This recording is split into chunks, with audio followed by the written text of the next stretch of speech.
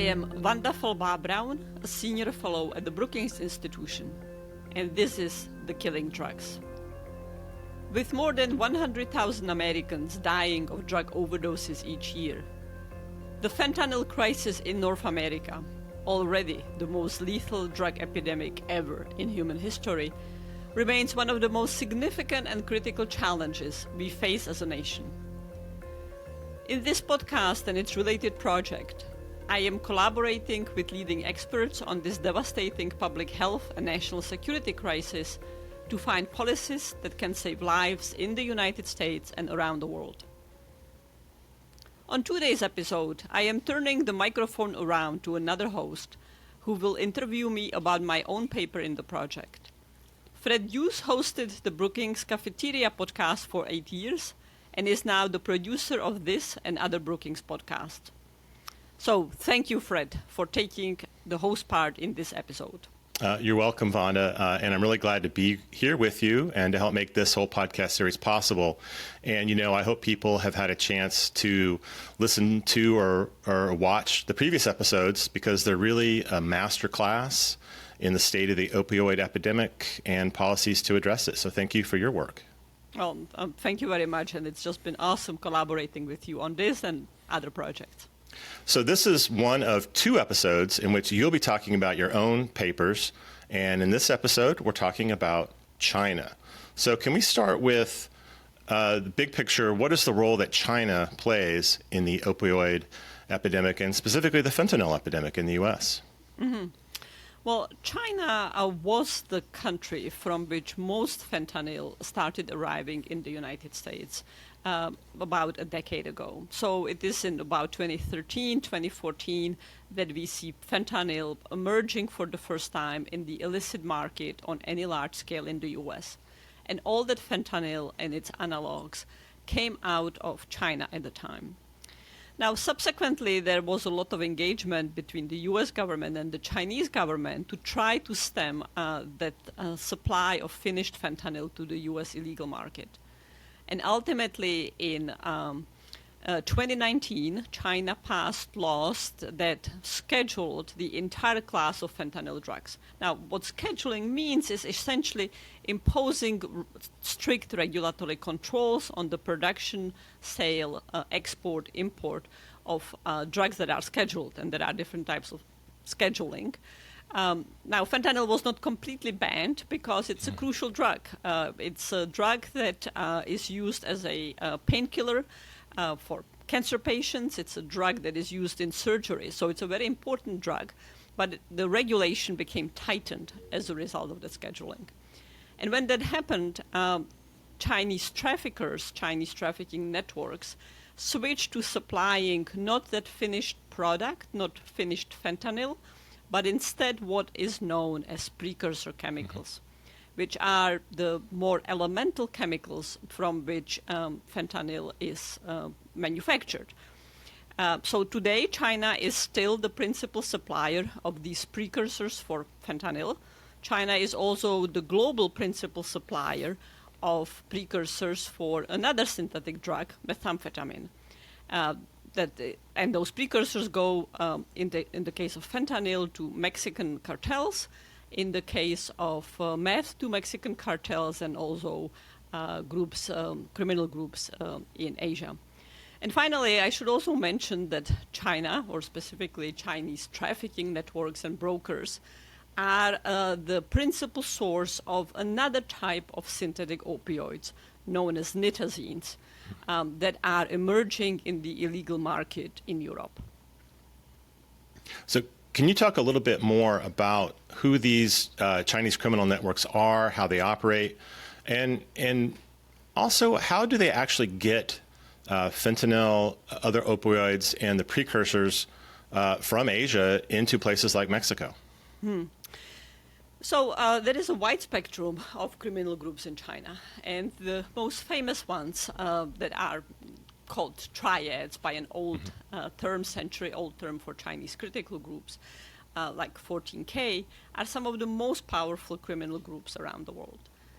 These very large criminal groups, like 14K, or what is sometimes called the Fujian Mafia, for example, do not appear to be the sellers of fentanyl precursors to the Mexican cartels, nor were they the original sellers of fentanyl to the United States a decade ago.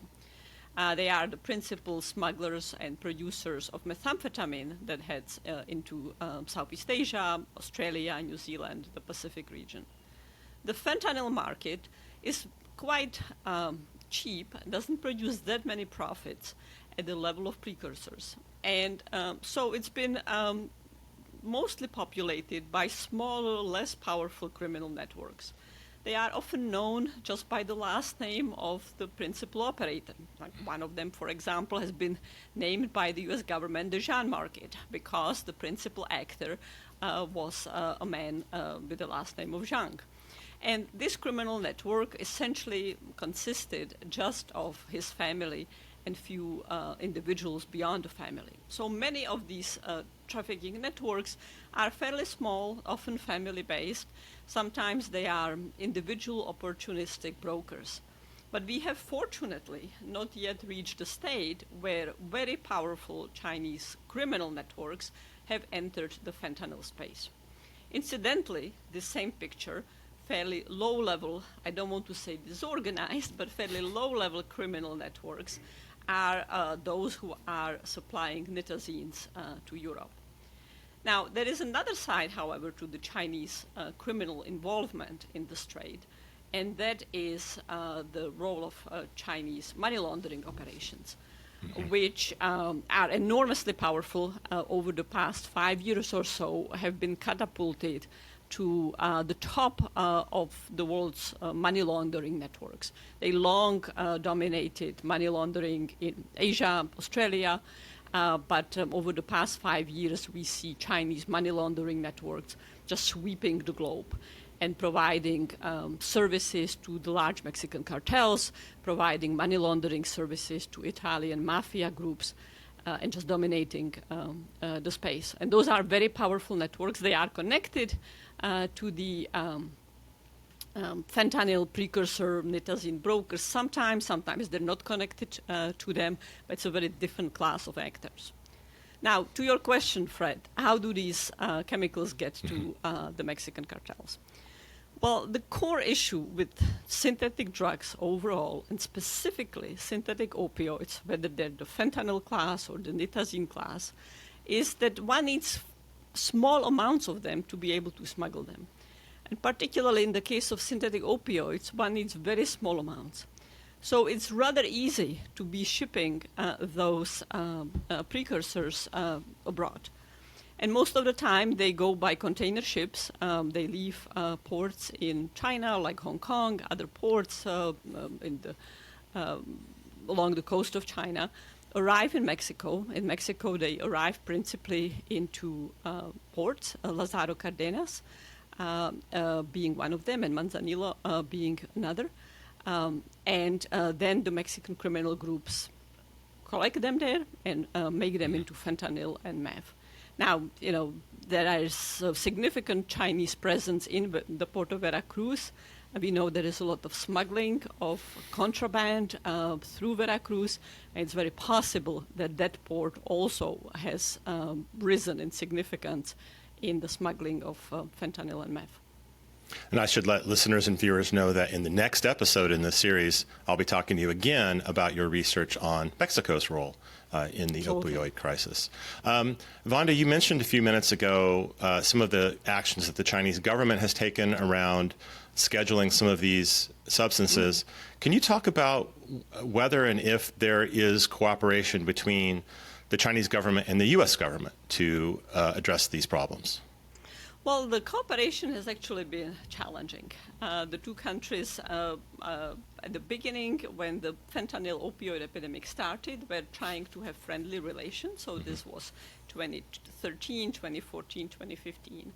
And even under auspicious geostrategic relationships where the U.S. government was still hoping that China's rise could be peaceful and easy, the counter-narcotics cooperation struggled. And as the strategic relationship deteriorated, in the second half of the Obama administration, tanked in the Trump administration, and then hit even lower levels in the Biden administration, this even more constrained and eviscerated that counter-narcotics cooperation. So there have been some instances of important progress. One was in 2019 when, on May 1st, China scheduled the entire class of fentanyl-type drugs. This was a big thing, because globally, the way scheduling works is that a chemical is banned or scheduled on the basis of a specific molecular signature. So here is the signature for heroin, and hence heroin is on schedule as on the basis of this molecular signature.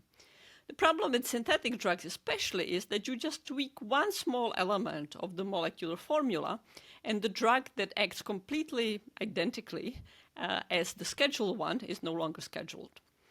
So the United States was asking China, look, don't schedule fentanyl and its analogs one by one, because the traffickers will always be ahead of us. Schedule it as an entire class of drug. So here is the core element of the formula that makes it fentanyl.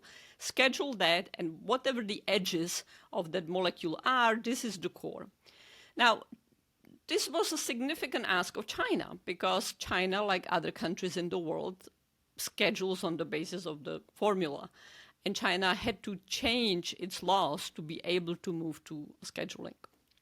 China did that, and we saw the decrease, a very substantial decrease within the first year of the flow of finished fentanyl from China to the United States. So prior to the scheduling, prior to 2020, we had 90% of fentanyl consumed in the U.S.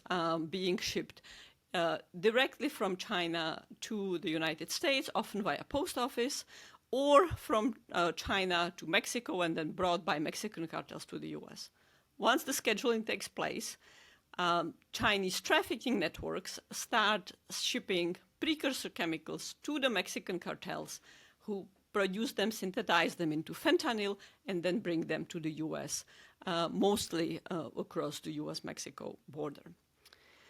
Now, when China did make the scheduling, it was expecting that it would get specific material benefits out of the U.S. And most concretely, it expected that the Trump administration would reduce the economic tariffs it had placed on China. And the Trump administration didn't do it.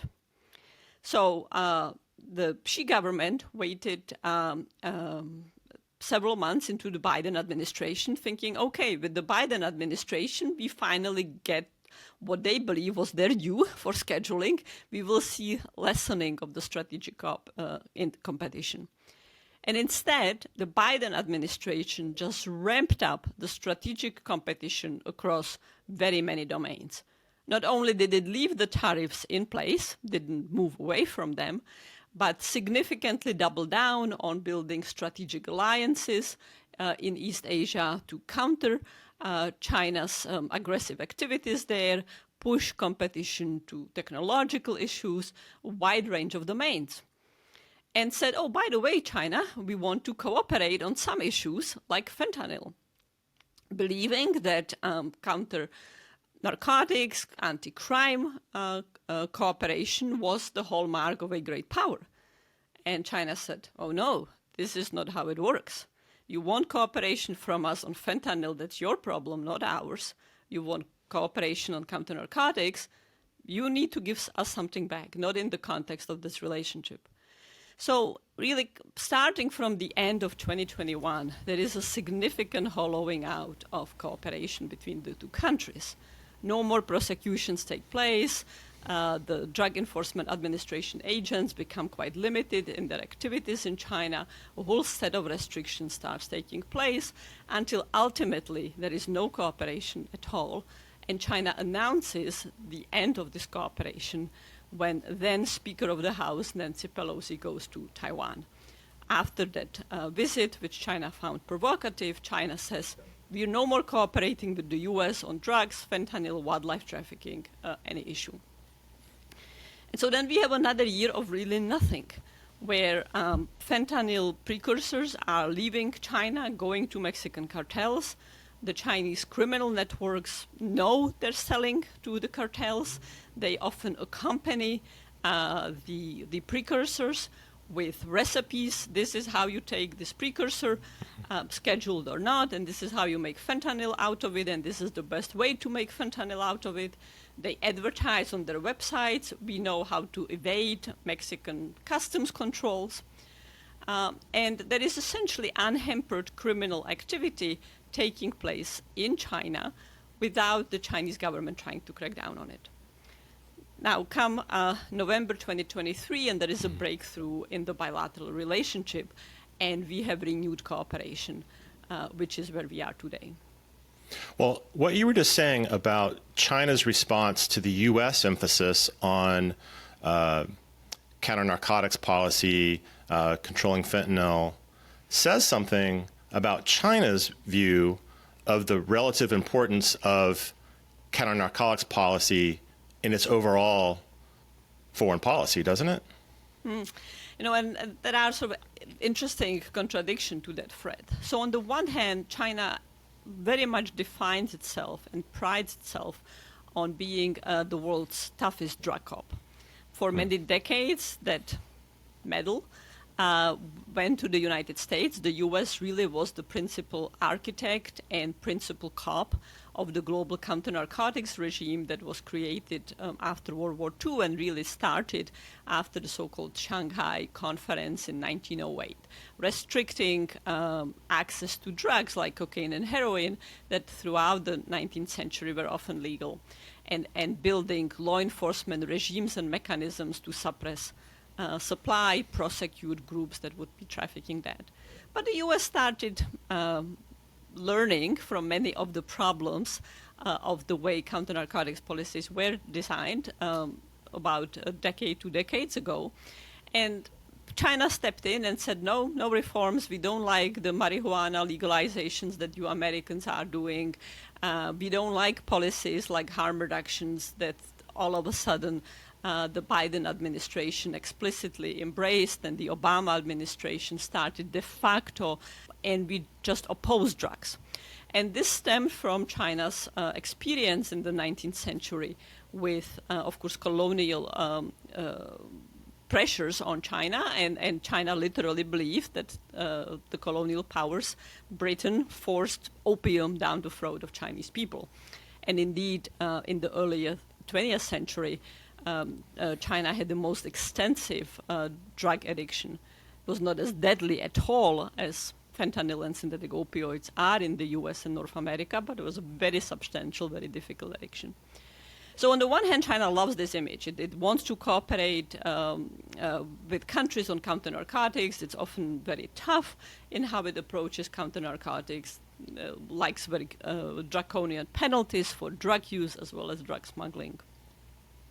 And even its approaches to treatment are highly compulsory, highly forced. The conditions for treatment are quite akin to imprisonment, something that in the West, in the United States, we would consider massive violations of basic human rights. But at the same time, there is another side of China, and that is China whose counter-narcotics and law enforcement cooperation are driven and subordinated to its geostrategic objectives.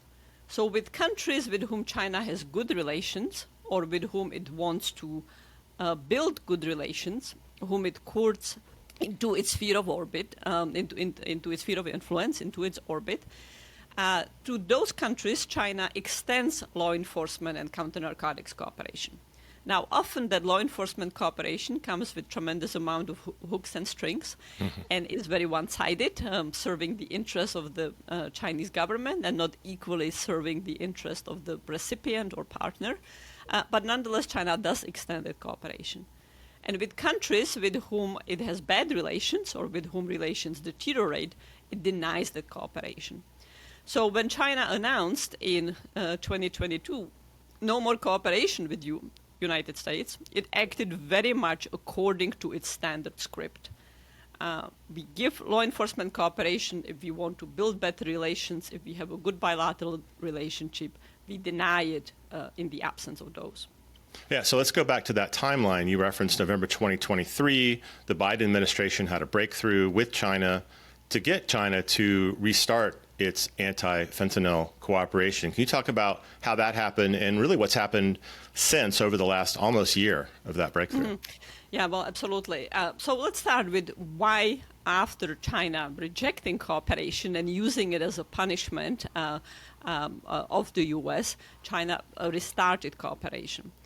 And there were two dimensions to it. One is a change in the geostrategic competition equation, and the other is adroit U.S. diplomacy. So by November 2023, by really the summer 2023, there is a sense in both countries that the geostrategic competition reached such critical levels, tensions unseen in decades, that it was important to find some ways to de-escalate the tensions. There were tensions over Taiwan. U.S. and Chinese ships and planes were coming close to each other. There was concern that maybe some sort of accident could result in an inadvertent exchange of fire. There was simply a sense that the Cold War, a term that the Biden administration doesn't use, but that we are in with China for all practical purposes, was becoming too hot. And so there were three areas that both countries identified as low-hanging fruit that provided the escalation opportunities. And fentanyl counter-narcotics cooperation was one of them. Now, China was at the same time experiencing very significant economic downturn, was still coming out of economic hardships of COVID, that was squeezing some of the resources China could dedicate to the strategic competition. It was creating domestic concerns. And so China also wanted to focus on the economy, reduce the heat in the bilateral relationship. And so there was one reason why China said, okay, let's start talking about fentanyl cooperation. The second was that the Biden administration was actually very clever and adroit. In a way, it generated costs to China for not cooperating without giving away the strategic leverage, without giving away the strategic objectives. So it did not back away from tariffs. It did not back away from the technological competition, the geostrategic competitions. It did not weaken alliances. In fact, continued supplying them with weapons, assets, collaboration. But it also created leverage, specific leverage points on China. And those including creating reputational costs for China that would highlight how China's behavior was at odds with its proclaimed and desired tough drug cop status in the world. The Biden administration, for example, launched a global coalition against the threat of synthetic drugs in the summer of 2023, and China abstained from joining it. And yet over 90 countries did join. And at the same time, China, who loves to be present in global counter-narcotics fora, who has developed a lot of influence in global counter-narcotics fora, found itself on the outside. And countries in Southeast Asia were saying, China, your Chinese drug trafficking groups, your precursors for methamphetamine are bringing crystal meth and huge devastation to East Asia. European countries joined, pointing out to nitazens. So there was one set of costs, these reputational costs.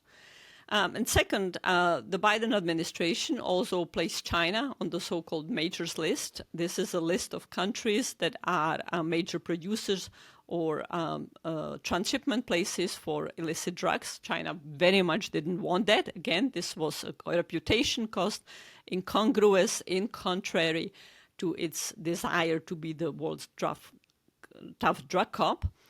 And the Biden administration did other things as well, such as denying visa to Chinese government officials and business executives in the chemical pharmaceutical industries that were seen as particularly relevant to improve their practices to reduce the flow of precursors.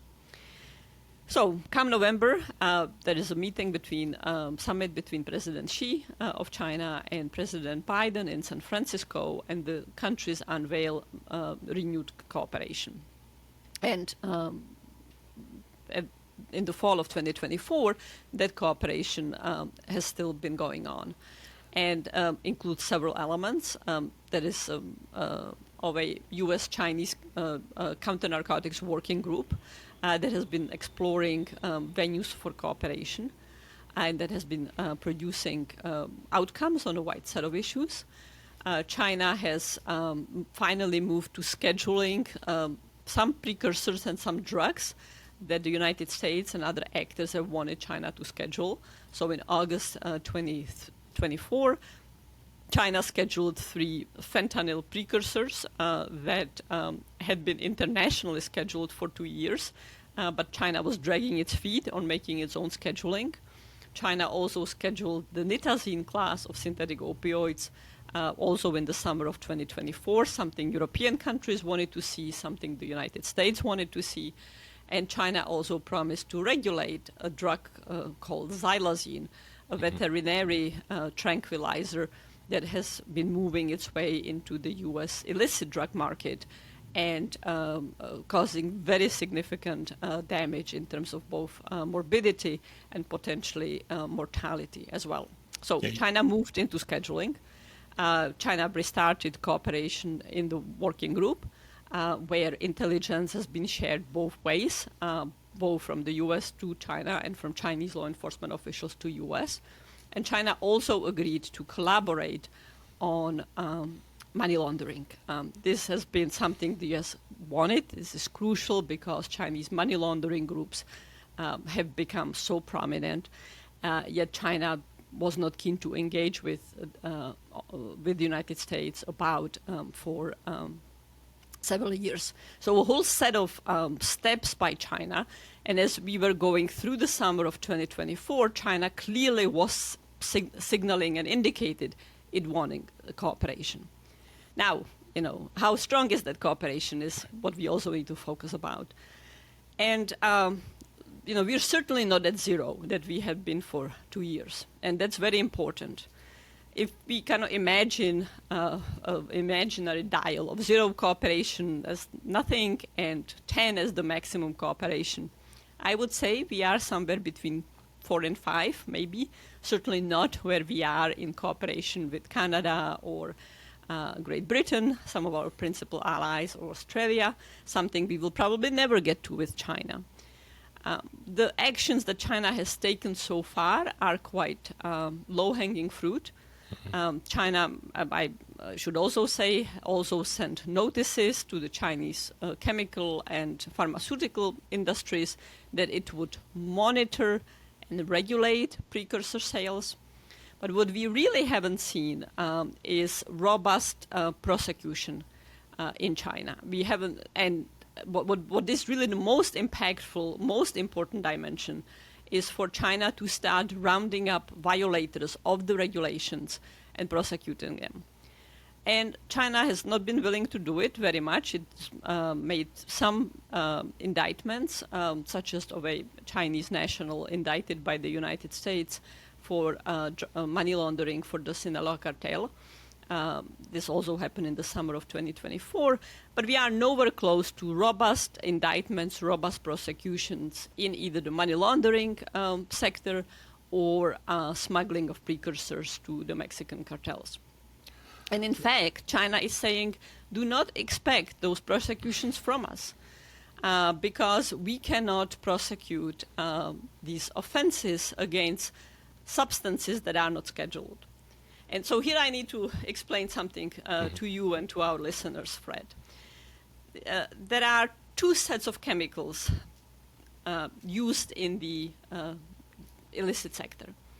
Some chemicals are scheduled. They are either totally banned from any use, like the 3 precursors for fentanyl that China scheduled in August 2024, or they are recognized to have legal uses, but also be used in the illicit sector, and they then face other restrictions and regulations.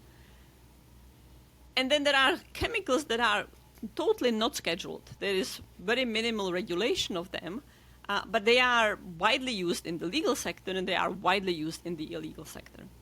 And so with both meth and fentanyl today, the vast majority of the drugs, of the chemicals from which illegal fentanyl and illegal methamphetamine are produced are these non-scheduled substances. Yet we need actions to dismantle the networks that smuggle them. And China says we cannot make those arrests, we cannot make those prosecutions because these drugs are not scheduled, they're not regulated. And the United States says, yes, but your sellers, your brokers are knowingly selling them to drug trafficking groups. They are providing them with recipes. This is how you make meth out of it. This is how you make fentanyl out of it. So surely you can prosecute on conspiracy charges, racketeering charges, or material support clauses. And China says, we have none of these laws, none of these types of laws on our books, so don't expect those prosecutions out of us. So there's one big major remaining area in the relationship, this disparity between legal systems in the two countries, the disparities in what is expected and needed in terms of prosecutions and arrests. And finally, the United States and frankly the world would like to see China adopting know your customer regulations, where the companies, individual brokers, individuals cannot say, oh, we cannot make those, we didn't know that this fentanyl precursor or meth precursor were heading to the cartels. Whereas in the US, in the West, you would be obligated to confirm that your customer is not a terrorist group or is not a drug trafficking group. So a couple more questions for you, Vanda, as we wind up this conversation. If through increased U.S. China cooperation in combating drug trafficking, there is a decline in precursor trafficking to the United States, wouldn't those precursor drugs just go elsewhere, say to Europe or other parts of Asia? Well, absolutely. So let's imagine that we have the magic wand and all of a sudden China moves to all the prosecutions that we want to see and dismantles those networks smuggling precursors. And by the way, I should also say that many of these networks, they are not 14K, they are not the Fujian Mafia, but they are unscrupulous and involved in many illegal activities. They're also smuggling wildlife trafficking. Mm-hmm. We see, for example, the increasing use of wildlife products as payments for precursors to avoid the banking sector restrictions and banking sector regulations that are supposed to prevent money laundering. So these are not benign, nice actors, even if they are not as powerful as 14K or the Sinaloa cartel. So that China pulls out from its bag this magic wand, and there is no more precursors coming out of China. There are many places in the world that could become the source of precursor chemicals. The most immediate locale is India. India already is a place from which precursors originate. It's a major source of precursor chemicals for methamphetamine. It's also a place where a lot of synthetic drugs are being produced and cooked and shipped around the world, to Europe, to the United States. Many of them are types of drugs like synthetic cannabis, other kind of designer drugs. So India already is a major actor in the illegal drug trade, and Indian chemists, trafficking networks are very much involved in global synthetic drugs trafficking. So India is like the immediate replacement where precursors could start originating at even a larger volume if China came out. The United States has been trying to engage India in cooperation on counter-narcotics, and there has been progress. The baseline for cooperation is perhaps even lower than with China. The quality and extent of Indian counter-narcotics law enforcement apparatus is very minimal. So, there is will, which is very important, but the resource baseline is very low. Beyond India, we could imagine precursors originating in Europe, especially given that many of these precursors are very basic chemicals. So any country that has a large chemical or pharmaceutical industry can become a source of supply. Over time, we could see production in other places, Nigeria, South Africa, places like Indonesia. Now, we cannot be unrealistic in the objectives that we're looking for. Diversion could start taking place in the United States. The issue is really not whether diversion is taking place, but the resolve and determination to counter the diversion and to counter the networks that are engaged in criminal activity. And the challenge with China has been the lack of will to take those enforcement actions.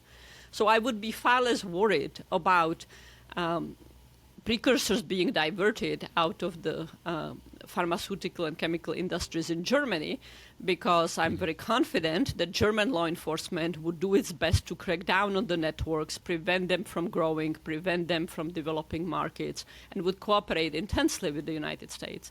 And this is what we want countries like China to be doing, not imagine that they can get to zero crime.